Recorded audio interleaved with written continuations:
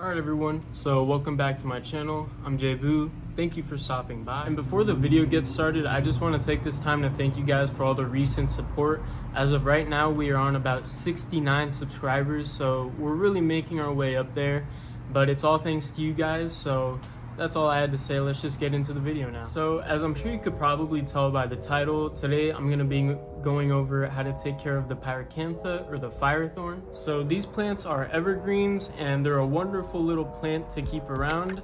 They are good for bonsai if you're interested in that, or they're just good as a house plant or as an outdoor plant. It can really be whatever you want. If you're looking into getting these plants, they're pretty common and pretty abundant, so availability shouldn't really be an issue. They're also not very expensive. I believe this one was probably in the $12 range, somewhere around there, maybe even a little less expensive.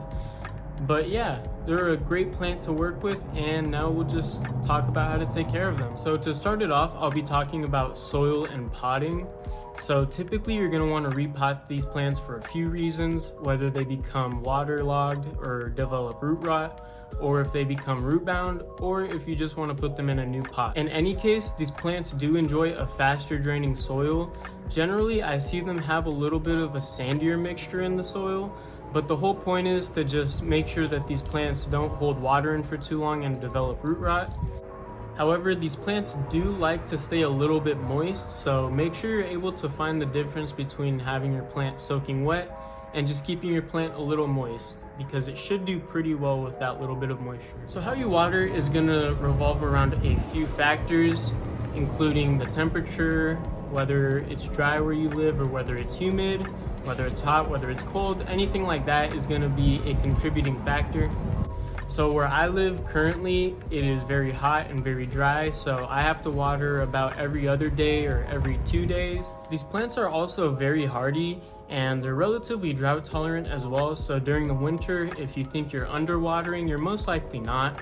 A good way to tell if you're underwatering is if the leaves begin to droop or begin to sag, and overall they're just going to look pretty sad, so that'll be a pretty clear indication of when it's time to water. I try to not let my plants reach that point. I usually know when it's time to water by just looking at the soil, and when it appears dry, then I know it's time to water. And they seem to like it pretty well, so I'm just going to continue to do that.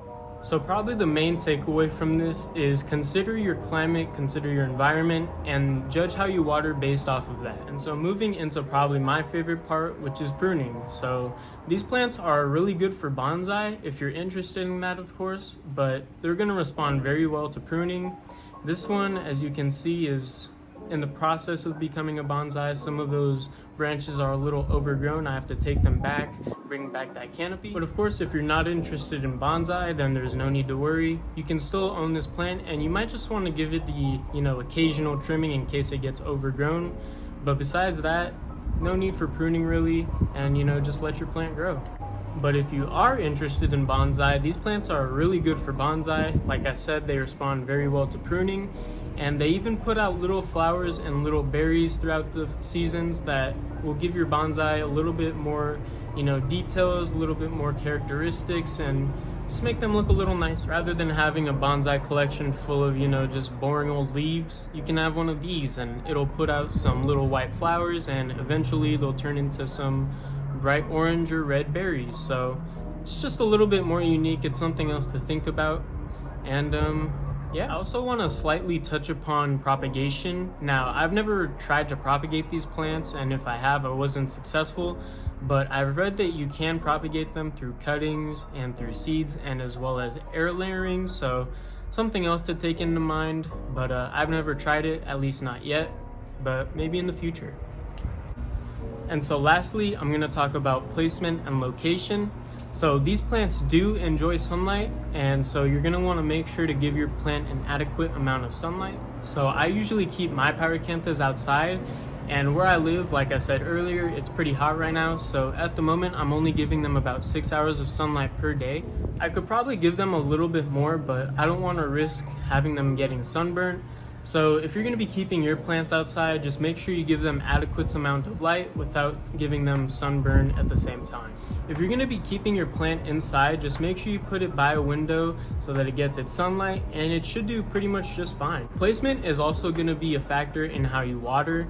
So if you're going to be putting your plant more in the sun, then of course it's probably going to dry out faster than if you were to keep it in the shade or keep it inside. So take in where you place it into consideration as to, you know, how often you'll be watering as well. So that is going to conclude our little video today.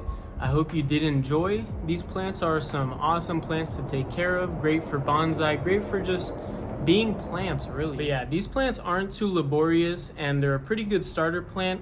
And so hopefully I inspired you to go out there and get yourself a plant, because, you know, it'll change your life. That's gonna do it for our video, guys. I hope you guys did enjoy. Thank you for all of the recent support. Let me know how I did. If I did good, if I did bad, you already know the deal. But yeah, guys, thank you for watching, and I hope you have a good day, and I'll see you later.